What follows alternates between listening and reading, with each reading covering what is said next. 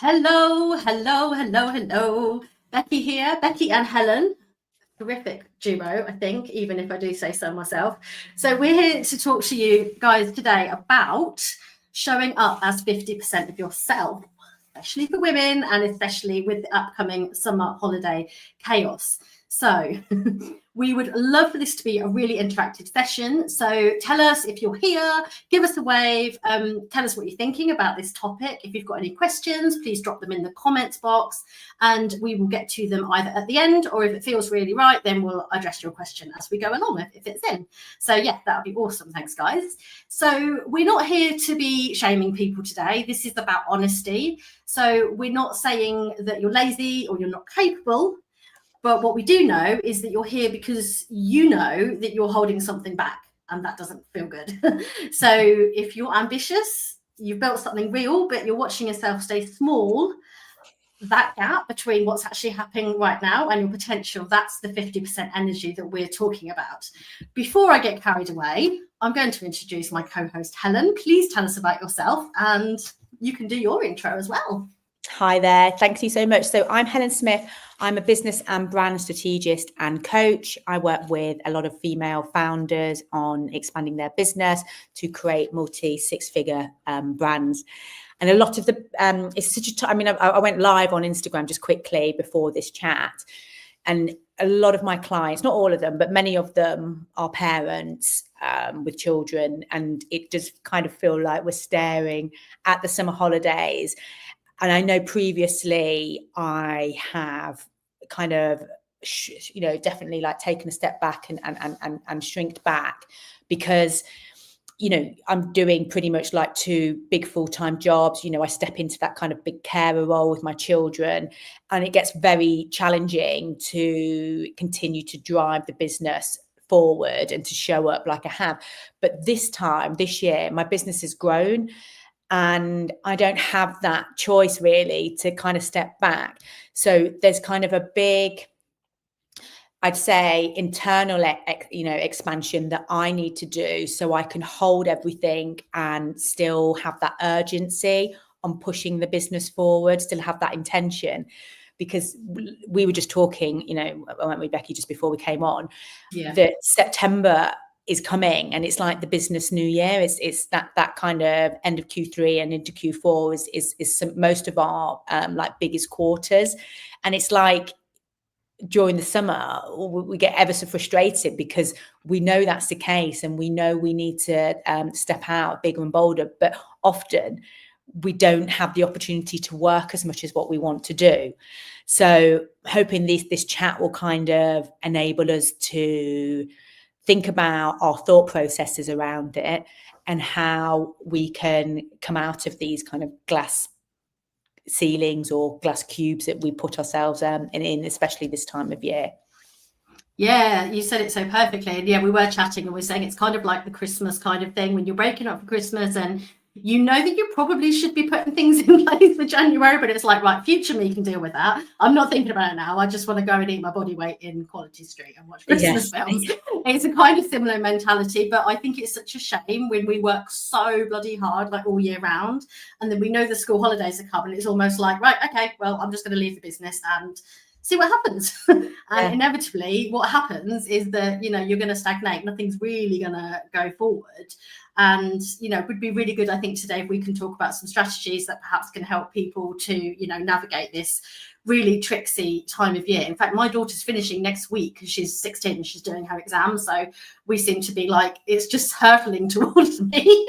Although she's a bit more self-sufficient. So she's told me that she will not be home at all this time. She'll just be out and about. And I was like, well, that's fine. You won't be interrupting me doing my work then. So that's all good. Yeah. I mean, that's good that you've got children with independence. So my two girls are 7 and 10. So the 10-year-old is getting like more independent, but the 7-year-old is like still totally like demanding. I'm hopefully going to pack them off to some clubs, but then that becomes expensive as well when we don't have any like local help or anything like that. So the entertainment over the summer is much me organising them things to do like within the community or with friends, or expensing it out into clubs. And inevitably, like this year, they're going to have to just like get used to like watching me on my iPad a lot more, on my laptop a bit more. And they need to start becoming self-sufficient in what they're doing and their own independent play as well. So there's lots to think about it. Lots of things somewhere. But some of the behaviors that I see with both me and my clients, that I know that I've experienced in some of my clients. I mean, this just isn't just like related to the summer. This is kind of can be all year round. We kind of put ourselves, our brain tries to keep us safe, doesn't it, when things get overwhelming or stressful. And I think that for me, it used to in the past really resulted in hiding behavior, which would come in the form of, it's not that I'm introverted or shy. I'm quite the opposite, really. I'm a big connector, but it was almost like an energy that I didn't want to. I'd have to be in the right frame of mind to show up and do a live, or I have to be in the right frame of mind to be in the DMs, or I've got to be in the right frame of mind to, do calls. But that right frame of mind might never come. And it's just the way that my head is, or my brain is like saying, well, this behavior is unusual, or, you're exerting yourself too much. You're putting yourself in a vulnerable position. Close down. Yeah, absolutely that. And, we like what's familiar. Our brain definitely likes what's familiar. So if familiar to you might be switching off for the whole 6 weeks and not worrying too much about it because you think that you can't manage it all, I'd encourage you to actually think, well, could I? What would that look like for me? What would it look like if I prepared some posts in advance and actually really set myself up for success? Or even, maybe you need to work an hour or so in the evening, perhaps when the kids are in bed, or, it's that kind of thing, just fitting it in, because let's be real, we're mums, we're business owners. We don't do 9 to 5. We can't just switch off. We are on, most of the time, obviously being careful with our mental health as well. But once we can get used to managing all of these aspects whilst preserving our sanity, we become even more superhero-like, right? Yeah, absolutely. Another behavior that I really notice in clients, and something that I basically spent like 2 years in my business doing, is, I'm a very creative thinker. I find it really easy to create things, think of new ideas, make things look great. And I got so obsessed with that part of my business, like making everything look amazing, sound amazing, this new idea for this offer, that offer, having all these like complete like spectrum of things I had to bring out. But instead of, focusing on the one thing and selling it, I was just kind of getting caught up in doing all the stuff that is really safe for me, which was like the making and the creating. And the Canva, maybe the Canva thing. Yeah, absolutely. Like messing and mucking about. Canva. Yeah, hours, days, years. Oh yes, literally years. Yeah, messing and mucking about. Creating assets and tweaking things and stuff like that. And it really put a ceiling on like my income and making money, because whether we like it or not, we all have to sell within our business, and we need like an effective strategy of bringing people in, and that can feel challenging and it can feel icky being visible, but we have to do it. Yeah, agreed. Something which I've been doing lately, which hopefully will be helpful, which I think would work especially well over the holidays when you have limited time to spare, is waking up each day and actually having an intention for the day. Just giving yourself that 5 minutes while you're still in bed, thinking, right, okay, how do I want today to look? Do I want it to be calm and peaceful with lovely activities? Or do I actually want to go out and maybe be in my masculine energy for a little bit and drop into some DMs and do some selling, or maybe reach out to people that I haven't worked with for a few months and tell them about a new offer that I've got going on, or something like that. And I think it's really important, like you said, rather instead of messing about on activities that you maybe have the luxury of the rest of the year, let's really dial it back and think before you even start on your keypad, is this going to move the needle? Is this going to make me money today? Because if you're going and redesigning that Canva for like the 75th time and maybe thinking, oh, I know, let's change my brand colours while I'm here. That will be fun. You know, I think it all needs to come back to what can I do to make money today? Yeah, absolutely. And something that, you know, I've started off like doing this year is really like time blocking off my time, like over the quarter, like, you know, 6 months, like year, and then getting really granular with it, like during the week. And that's going to be really important for the summer holidays as well, is to kind of understand where my kids are, blocking the time off that I don't have with the kids, and understanding that I've got a couple of hours to respond to DMs, to message. I've got a couple of hours to create content. I've got my client days on this day and that day. I've got to create assets for my program, and being really, really, really strict on where that kind of time is going, and really intentional on how to use that time. Now, it's really difficult with kind of context switching, and especially when you've got distractions like children kind of like coming in. But it's, if you can just like shut yourself away and like set a timer, put your phone, block your apps on your phone and stuff like that, and get that work done, you'll feel a really big sense of purpose, and you're kind of you're still having the momentum to push that business forward as well. Yeah, and I think, you know, use this time for being creative as well. Like I know that most of my really good ideas happen when I'm like out walking, or I'm out with, you know, with the kids or whatever, you know, being outside and away from my desk. So, you know, offers don't have to look like a whole landing page and a whole suite of assets. You know, you don't have to necessarily get all that stuff ready before you can sell something. I love just going, oh, I know, what about like last week I was like, why don't I do like a 22-minute like strategy call? And yeah, that felt really nice. Drop it in, and all I needed then was a Stripe link, and that's it. It's done.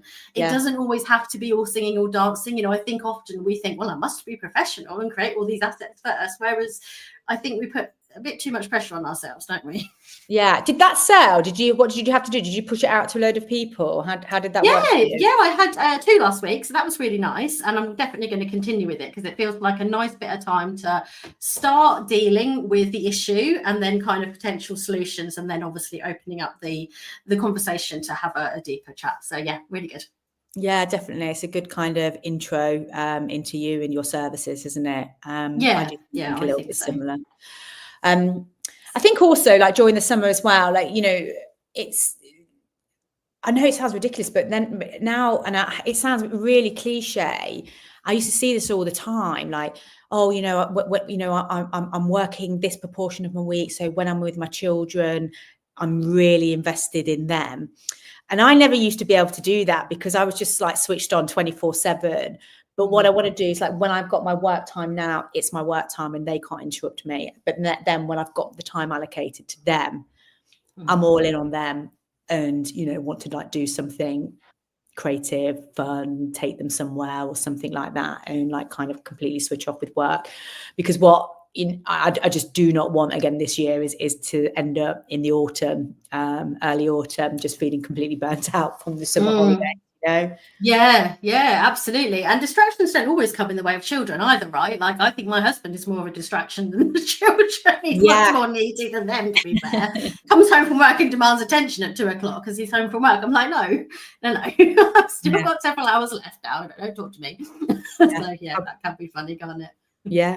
Something that I'm going to do this summer as well. I mean, a lot of my week-to-week work involves kind of content creation, you know, for LinkedIn and Instagram. So I'm going to be repeating a lot of my content out again, and like reusing what I've already got, or certainly kind of rehashing a lot of the stuff that I've got, because we're talking about the same kind of things over and over again. And I think what I'm going to do over the next couple of weeks is just kind of ramp up the time I spent on content as well, so I can create not double the amount, but, you know, kind of 40% more than what I'm doing each week. And that's going to start, you know. Yeah, that makes sense. Filling some gaps and just kind of get it all like scheduled in. I'm a notoriously bad content batcher. I've never been one of these people who's been really efficient and able to like do their content like weeks, months in advance. It's just like for me, that's always been No, the challenge. I did used to, but I don't like doing it anymore, to be honest. For the most part, I mean, I will a bit over the summer, but for the most part, I do like kind of turning up on the day and seeing what I feel like posting or what I feel is right.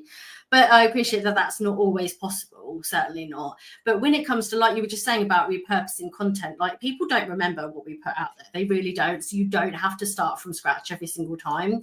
So what I tend to do is go onto LinkedIn and also Instagram and just see my past analytics, see what people are liking, what they're resonating with, and then bosh that carousel back out again. You know, if it's been 4 or 5 weeks, put it out again.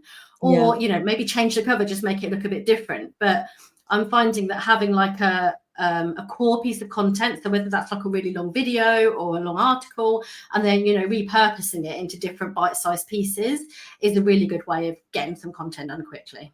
Yeah, absolutely. And then what about kind of stepping into a more kind of expansive, I'd say, like identity? Because, you know, previously I've seen a lot of kind of clients like not shrink back a little bit, but because, you know, they're distracted with other things, maybe they've got like a holiday, or, you know, they've got the children, they've got to look after the children and stuff. It's capacity gets really like stretched, doesn't it? Yeah. So, and I think with that, there's a huge sense of guilt as well. So I was talking to someone the other day as well about how, and I think I was talking about this as well, about how sometimes over the holiday, my content, or I don't seem to be putting out enough efficient content.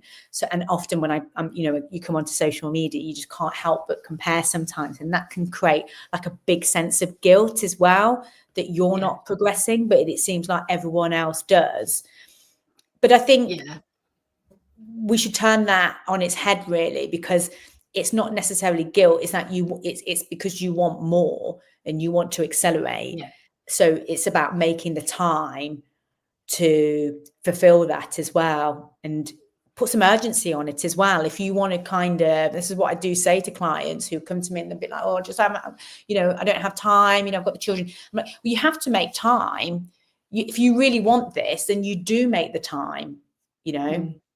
Yeah, and you will reap the rewards later on in the year. You'll be just like, and again, comparisonitis is never a good place to be, but you will be feeling a lot more ahead of other people when you've got all your stuff sorted and you haven't just left your business to stagnate. But yeah, that is the one to be really careful of, because you can then start feeling resentful, and then feeling resentful is not how you want to show up in your business. So yeah, be careful of that one for sure. And it's important to like create the systems as well, that, you know, create systems that can enable you to be a bit more passive as well. So there's a lot of ads that are being run, there's funnels, you know, it's like investing in other parts of your business, and, you know, the systems and processes that are going to enable you to take a bit of time out when you need to do that.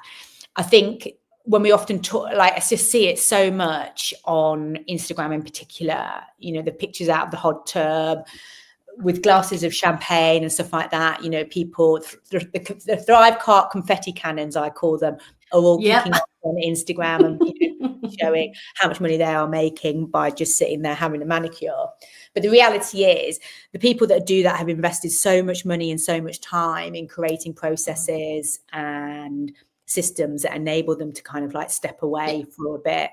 And if you're prepared to do that, then I do think it's a good option during the summer when you just need like a bit of time just to kind of take out.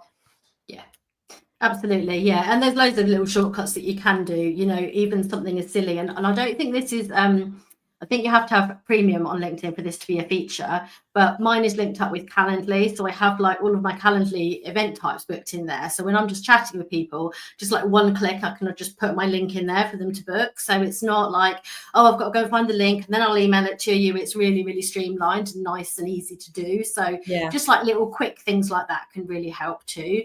I was going to say something then about a lack of time. That was it. So if you're somebody that's feeling well, I know we all feel like this at times, but you know, that kind of like overthinking behavior where you're like, oh, I don't know whether I should put this post out. Is this a little bit too much? Am I being a bit too me, you know, a bit too bold? I think, you know, lean into that, because yes, you do have less time over the summer. So get it out there. Like, don't overthink it. Don't, because you haven't got time to overthink it. So like, just get it done, and maybe use these few weeks as an experiment on, you know, trying not to overthink yourself too much. What do you reckon? Yeah, I think so. I think kind of, if you're feeling like a sense of, I don't want to put this post out, I think you need to just do it anyway, because it's often that kind of post will reveal a different side of you that generally, usually audiences tend to respond quite well to. And it's all about, that's all about, you know, showing your brand as well, and showing your brand voice, having an opinion, showing a point of view. It's really important in that brand space, and it's really important to showcase what you think about different things, because it shows your difference, and it enables people to categorize you and to see whether you're relevant for them, whether they align with your beliefs, whether they want to kind of keep watching. Yeah, and I think there's been a lot of talk about this on Instagram lately, but I really think it's quite a relevant topic on about AI and all of that kind of stuff, you know, and I know there's so many clever things out there now that can replicate you in an actual video, which freaks the hell out of me. But, you know, one of the only ways we can show up as human is by being human, you know, showing our mistakes, showing our vulnerabilities, things that really went badly, but we learn a lesson from it and we can help others with that as well. So don't be afraid, basically, to show up as vulnerable, because that is what makes you you. And, you know, if you're a bit weird, then embrace it, because people will be like, oh my goodness, I've never seen anyone do that before. That's really cool. Or, you know, something like that. Yeah. I mean, I'm really interested to see where this kind of this tidal wave of AI is taking us. And I see a lot of, you know, there's so much AI video out there, which you can, you know, you can spot, and it'll be interesting to see how people's businesses respond to that as well. Is it going to create video? Sorry, is it going to create an increase or decrease in sales? What's the best tactics? Will we need to still show up as ourselves as well? I don't think we'll get away. I don't think any of us are going to get away from utilizing AI video. I think we'll all be at it in a couple of, you know, in a year's time or something. But I think the best results you'll get is when you kind of mix it to do stuff like this as well. Yeah, I think so. And I've written a couple of things down here because I wanted to make sure I got these across. So I've written down about moving the dial, which really ties in nicely. So what moves the dial really is getting clear on who you're here for and why you're the only one who can deliver it as well. So it's about building that message that meets you where you are now, not where you used to be. So, you know, let's remember that, yes, you might be, this has gone into a bit of a motivational pep talk here, but, you know, yes, there are lots of people who do the same kind of thing as you do. Like, you know, on paper, we do a similar kind of thing, but we're completely different people and we show up in a completely different way. So, you know, just don't be afraid to lean into that and remember that you are completely unique and your clients will love you for that no matter what. Yeah, absolutely. Good pep talk that I'm going to give myself a lip about that one.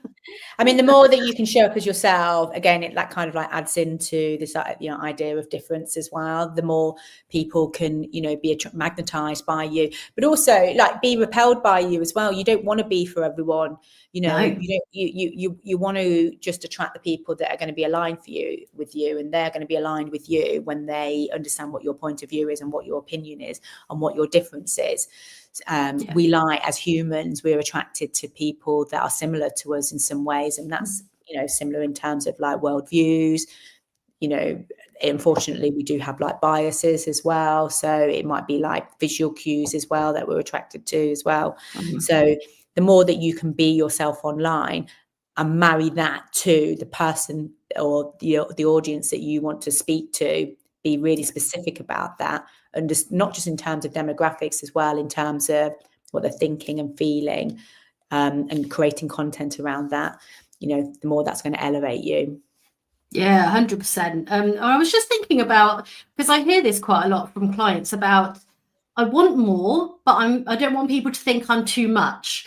And I think that's where the glass ceiling can kind of come in. So it's almost like unconsciously capping your success level, right? Where you want to be. What do you think about that? Yeah, I think like as women, we're kind of really programmed to kind of stick under the parapet a little bit, like whether we like it or not, subconsciously, we have been like taught that it's the man that is like successful. And if we can be more, if we can kind of get a hold of where we're showing up like that in our day to day, like what kind of behaviors are we doing to kind of keep us safe, or how we're not showing up how we want to show up, or how we are actually not really asking for what we want. If we can kind of see that in ourselves, then we'll be able to modify it and take a different approach. I think we all do. I think we all like to kind of play a bit safe, and I think we all in some ways kind of like tell ourselves, oh no, that's not for us, or that's not for me. Not all of us potentially, I think, but I do think it takes work and takes a lot of, inner work to kind of see, I can think differently about this, or, oh no, what I'm actually telling myself about keeping myself safe and small is not actually right and not actually true. But the first step to kind of doing that is to realize what you're doing in the first place and how you're behaving in the first place, and then you can go on modifying it.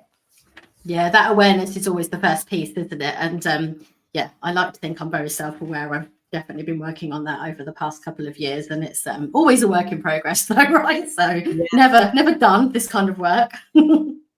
So what is with clients and stuff like that, what are you kind of telling them to do to approach the summer? Well, the pattern that we see every year is that kind of preparing to pause instead of planning to progress. So I think the main message I'm giving out to my clients really is that summer doesn't have to be a write-off. It can actually be like the quiet season where you're building your next level, but you're doing it behind the scenes. And this is going back to what I said about, making those intentional actions to get to where you want to go, doing those things that are actually going to bring you business, rather than those things that are maybe essential to do as a business owner, but could be outsourced for sure. So that might well be the flip actually that switches how you work, and you may go, do you know what, I've only been focusing on these things over the summer and that's really working for me. So maybe I don't need to go back to faffing around with Canva for hours on end, or doing those things that isn't actually going to bring me business. Or if you do need to do it, then look to see if you can bring somebody else in to do it for you rather than you. I'm a big advocate of that for sure. Yeah, absolutely. And, I'm kind of encouraging my clients to really step into seeing where they want to be in the autumn and where they want to land in August, so we can start building out and attacking that like right now, and so they can land into a good space like after the summer. Yeah, it's a good time. I think it's a good time to maybe put some new patterns into place.